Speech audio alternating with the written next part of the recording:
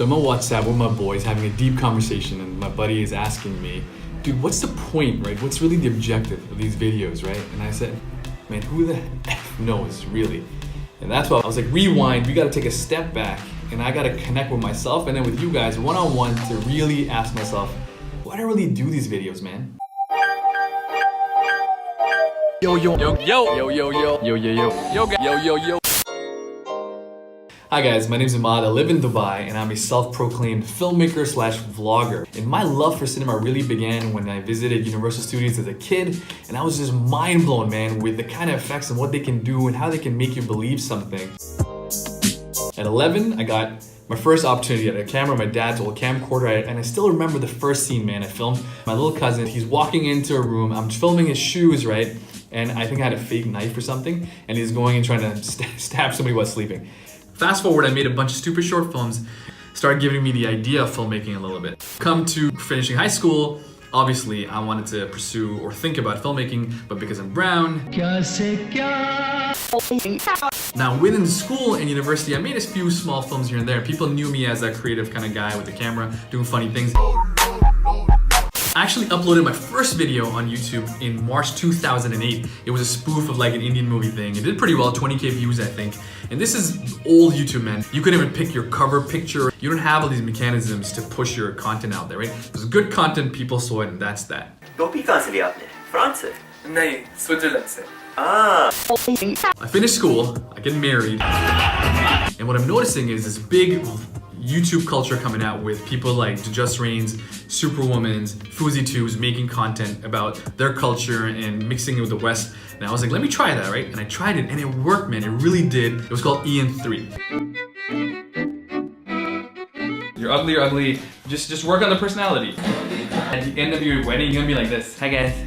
Beautiful couple of MAM. Oh my god, that's bullshit. In a short period of time, I started gaining a good following. People were connecting with the humor, they liked it, and I started getting recognized, man, in like small areas in Toronto, Mississauga, which honestly did feel great. However, I couldn't stay consistent. I had to, but I couldn't. Work got busy, life got busy, whatever happened, I fell off that. And all that momentum I created kind of faded away, right?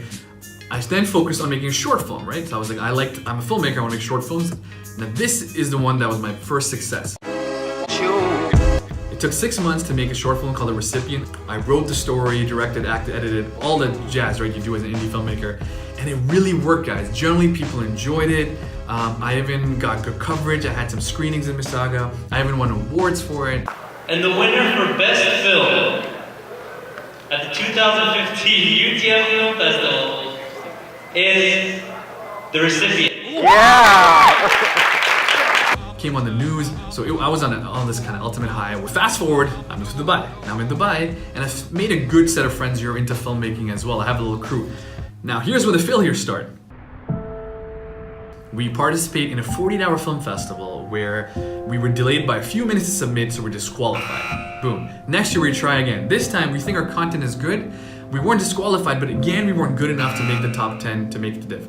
Then signed up for a Sony Film Festival where I thought my work was really good, and again lost. So these are 3 failures after a successful period, and all of a sudden, I'm feeling demotivated, I'm not feeling that passion and drive for it. And at the same time, life is busy with the kid, with the wife, with the family, with your full-time career is demanding as well, and all of this just faded away. Honestly, for someone who's been making content for about 10 years on YouTube, sporadically, I haven't really seen success. I have like 500 subscribers, guys, which is nothing. And you look, honestly, I look out and you'll see videos on stupid stuff, really, that has more subscribers, right? And that's just, this is the game, this is what it is. And I haven't been consistent, and I haven't pushed enough, and this is why, it's kind of where I stand.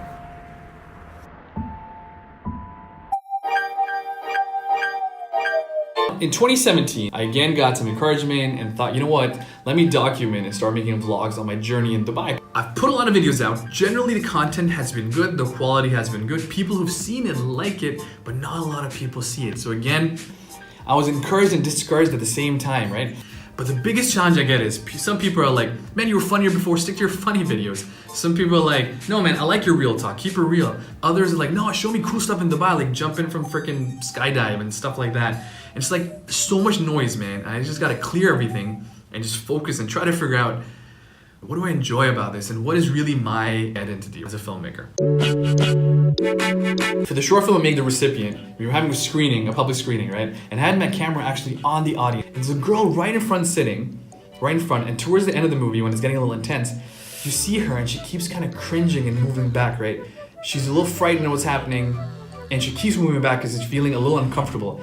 This is why I make movies, to make people uncomfortable. Why I make it is because the power to invoke an emotion, whether it's to make someone laugh or cry, surprise them or frighten them, it's incredible, man, to use a medium to do that to people who are watching you through a screen, to give them a feeling of something.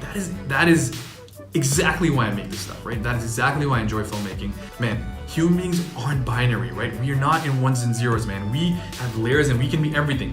Then I can be funny, and I can be serious, and I can be real, and I can do all of that. And that's just who I am, right? And so finally, content for me, while you want to laugh and have fun, just entertainment for me, I feel isn't enough. There has to be something deeper, something more in the content, right? I made recently a vlog about Ramadan and Eid, and I got a message from someone from Europe where he'd never seen a Muslim household, man. And he was just like, oh, you guys are just normal like us. And that's amazing. That's just one person who said that to me, but if I can impact one guy to change the way he thinks, I think that's a win, right?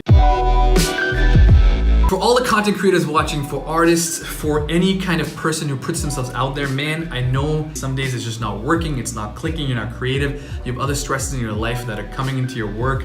You put yourself out there, you don't even know if people will like it, if they make fun of you behind your back, but we just need to go on and keep trying and always remember, why are we even doing this, right? Always go back to the reason why you're trying to produce this stuff. When content goes well that I give out, I win. When it doesn't, I lose. But you know, I know for a fact when I lose is when I don't learn and don't produce anything. When nothing goes out to the world, that's when you lost without even trying, right? So that's what it is. It's about the grind, right? This is what makes it worth it in the future if you do make it and you are successful and you are recognized for your work and people admire your content. I think 2018 is just about hustling, about focusing, about learning, and about doing better to reach that. So to the people watching, right? I can't tell you how encouraging it is. Will any of you come up to somebody and tell them really that you like their content, you like their work, you connect with it? The morale of a person, the confidence goes up freaking 100 notches when you hear people giving honest, constructive, positive feedback, man. I know I have a small, but hopefully a loyal audience, right? And the others, I don't even know if you're real human beings on Facebook, honestly, or just bots. But to the few people watching, thank you so much. Make sure you guys like, comment, do your thing. Just remember, real recognizes real. That's what we're about. Peace.